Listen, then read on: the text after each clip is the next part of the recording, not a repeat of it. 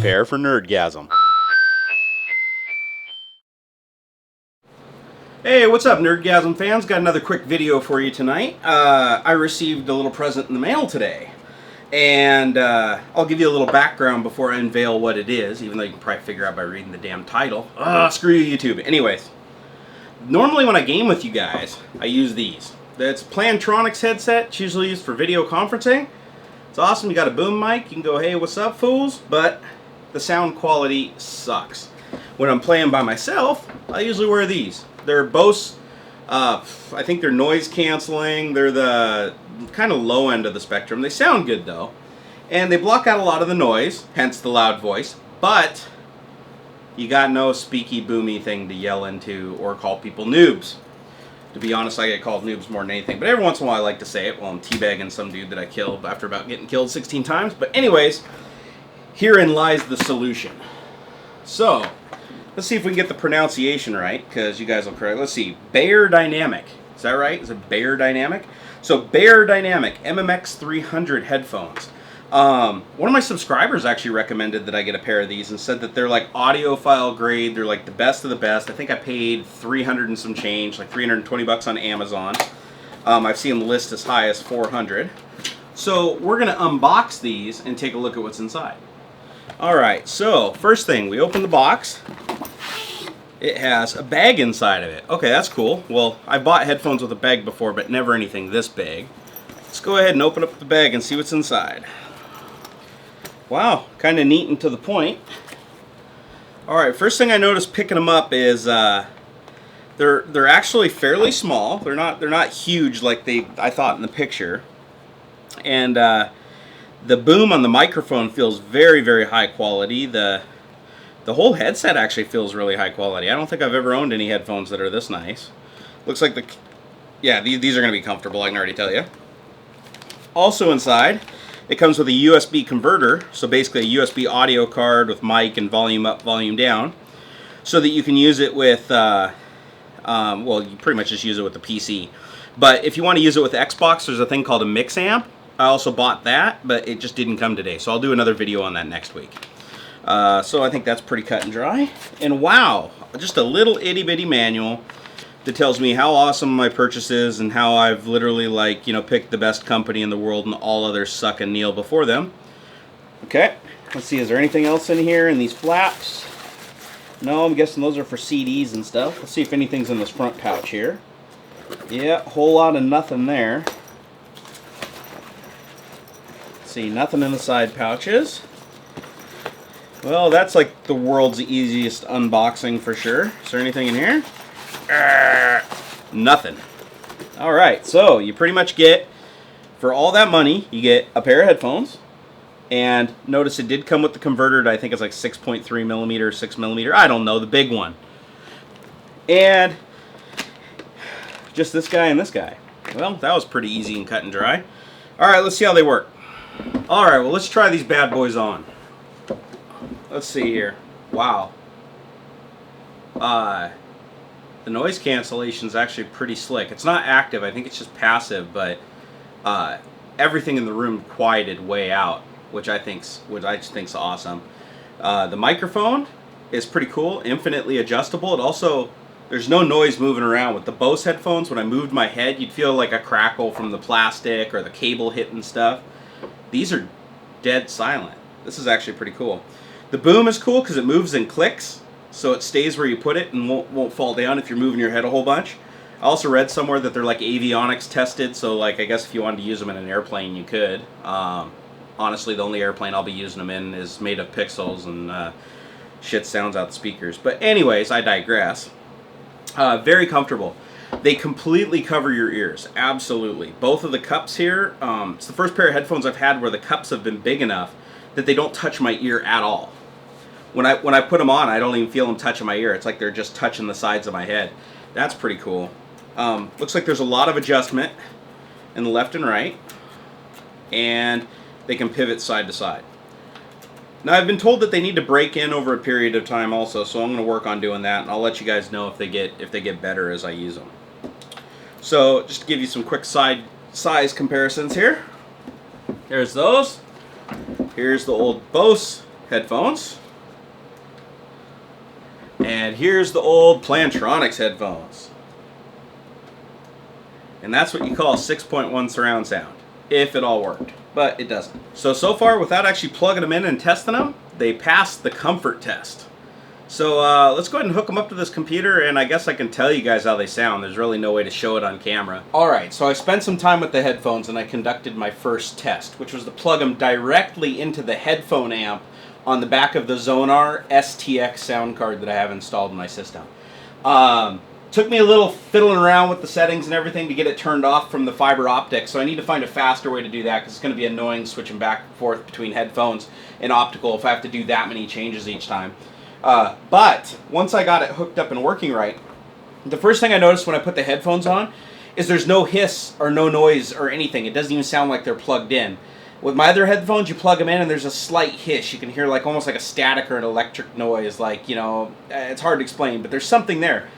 These are completely clean, and I don't necessarily say it's the headphones that are doing that. It's probably the Zonar STX, because one of the reasons I bought the card was to eventually get a good pair of headphones, because that card is said to have one of the best DACs, or digital to analog converters, that there is. And it didn't disappoint. I just listened to some lossless files, just some FLAC stuff, and the sound difference over the Bose headphones was amazing, but even more so the sound difference over my entire surround sound system. I mean, I'm about ready just to throw them in the garbage and just wear headphones for the rest of my life, to be honest with you. But one thing I noticed digging around in here is you don't have that surround sound, right? Because they're just stereo headphones. But in the control panel, you can enable Dolby headphone mode, which gives you 5.1 or 7.1 virtual surround. Now, the interesting thing is, when I enabled it, I haven't tried playing any surround sound thing yet. I haven't tried a game or anything like that. But the one thing I noticed, as soon as I clicked the button, it completely changed the audio stage. When I was just listening to music before, it sounded like I had headphones on. It sounded like the speakers were right here. When I click this box, it sounds like my room's 3 times the size it actually is, and the sounds are coming from all over the place. I honestly can't explain how the hell it works. You just have to try it yourself. But it definitely made me feel like I actually had to take the headphones off, because for a second I thought that I left my speakers on in the room because the sound stage was that broad. So, and I'm not an audiophile. I don't know the correct terminology. Soundstage, I probably heard it from somebody. Probably even using it wrong, so correct me if I am. But anyways, the width of the audio and where it's coming from sounds like it's far away from where the headphones are. You can't even associate the audio to the headphones. So, if you're going to get a badass set of headphones, I have to recommend the Zonar STX as a good card. It takes external power from one of the internal Molex connectors, and it has the professional type jack, the larger jack that goes out. And oh my god, does it sound freaking amazing with these. And I haven't even broken them in yet. Alright, well that's enough drooling over that. I think that's probably going to be hard to beat, because I've never even heard anything that sounds that good. And I even have a pair of KRK Rocket Studio monitors behind the camera, and they don't even sound this good. So, kudos. No wonder these are so damn expensive. They're, at least from the sound quality, they're completely worth it. So, what I want to do now is I'm going to go back and do some more listening with the same audio content, except for now I'm going to use the included USB adapter, wherever the hell it ended up. It's somewhere around here. Anyways, I'm going to plug that in, give it a try with the audio, and see if I notice any difference between listening from it and the STX as a point of reference. Alright, well that was a real fast test. To be honest, I didn't even play more than one song. The USB adapter that comes with it, you plug it in, it finds it, it doesn't require any drivers whatsoever, it just shows up as a USB PMP sound device. Just plug and play, just started my music, but I can tell you right off the bat, the music was just lacking the pop it did with the STX. And when you turn the volume up all the way, not only could it not push them as loud, like they just couldn't get nearly as loud with the USB as they could with the card, but there was a noticeable kind of static and crackle off and on and a pop in the sound that was completely not there with the STX. So I'm going to go ahead and thumbs down the USB adapter that it comes with. The person who told me to buy these headphones suggested that I buy the mix amp, which is basically the replacement to this thing, because it does so much of a better job, and I'm glad I did for other applications in this computer, because obviously I don't have an STX and everything. But I tell you right now, if you buy these headphones and you're using the included USB breakout box to drive them, you're doing yourself a serious injustice, and you're really not getting the full benefit out of the headphones. So I would recommend pitching these in the garbage, or selling them to your friend because maybe he has lesser headphones that he wants to drive, because it looks like they'll drive any headphones. I mean, they just got analog jack in for stereo headphones and mic. And when I went into the Windows settings, it didn't have any software for doing virtual surround or anything like that, but when I enabled the little surround option under Windows, there was virtually no change in the audio quality or the sound stage. So I'm going to say, if you're going to buy these headphones, get a badass sound card like an STX or something that has a dedicated headphone amp with a really good digital to analog converter, or buy the mix amp, which is like basically just the external version. Okay, that time I tried connected directly to the Z5500s, and I have to say, total fail. The music sounds really flat. I mean, I don't know how to put it any other way. Like, when I'm listening off the STX, it feels like it has a lot of pop and life to it, and the sounds sound very realistic, and they're very wide.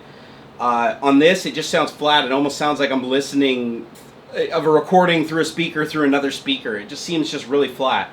Not as much noise as the little USB adapter did, but overall the sound quality was worse. So if you had an option, I would still say, rather than run them off of the Z5500s with the optical and convert them there, I would still use the little rat dongle that they give you. So, alright, well, we went through and we tried all those, and obviously the headphones are phenomenal, but really, to get their full potential, you do have to have a really good sound card or a really good headphone amplifier. And so if you're going to blow the money on these, I mean, you should totally just go all in and get the mix amp or get an STX. I'm sure there's other sound cards out there that have equally as good amplifiers in them, but just, you know, you're probably not going to want to hook these up to your old Sound Blaster, you know, Fatality Edition or something. You're really going to be doing yourself an injustice. So the one thing we haven't tested is the microphone. So let's go ahead and try out the microphone just for some quick record and playback. We won't get too far into it. Alright guys, I recorded a quick sound clip. I had to put the microphone about a foot away from my face because I'm having problems with the gain control in Windows. I need to figure out how to properly calibrate the mic. But plugged into the STX at about a foot away, this is what the clip sounds like. Let's go ahead and play it now. Testing, 1, 2, 3. This is a test of the audio quality of the Beyerdynamic MMX 300 headphone microphone plugged into STX. The little bit of noise that you could hear in the background was my air conditioner. I actually had it running during the audio test because I wanted a lot of ambient noise. I thought I handled it really well. I'm going to go ahead and save using the USB dongle for recording for another day. Okay, as you guys know, I am by no means an audiophile, but when you compare my old Bose headphones to these new guys, the MMX 300. Alright, well thanks, I'm sure, for all you guys that are correcting me when I said MX 300. Okay, so the MMX 300 versus the Bose, hand downs this has it. But the flip side of that is only if you have a really good digital to analog converter on your sound card. The Zonar STX does an amazing job. After hearing what it can do with the virtual 7.1 surround sound with Dolby Pro Logic through these guys, I'm actually going to start just playing games with these. I'm not even going to use my surround sound setup anymore. Same for listening to music, because once you've actually heard it through here, it's unbelievable. If you close your eyes, it feels like your room is actually bigger than it is, if that makes sense. It makes you feel, and the sound is so much clearer, and I have no idea how they do it, but the front to back audio is great. I know I said I was going to do some gameplay, but unfortunately this video is just running too long, and to be honest, I have to get to bed so I can wake up and go to work and earn some more money to blow on this man cave so I can make you guys videos, you know, vicious cycle and all. But I will be wearing these in some future gaming sessions just to give you guys some insight. But I can already tell just from playing around with the controls in the STX audio panel, where I could do front to back audio pitch, you definitely notice in the headphones you can hear a clear differentiation between front and back, but you hear every little stage of it. Whereas with my surround sound system like the Logitech's, I can't really pinpoint sound. I know if they're behind me or I know if they're in front of me, but for some reason with this, just moving that little pitch adjustment down relative to my little man icon in there, I mean, it was perfectly clear where the audio was. So kudos to these guys for getting it right. Alright, well that's been another Nerdgasm video. I hope that you guys nerded out on it and enjoyed it, and I even hope that some of you guys go and check out this headset and get a pair for yourself because it's amazing. So until the next video, until next time, have a Nerdgasm.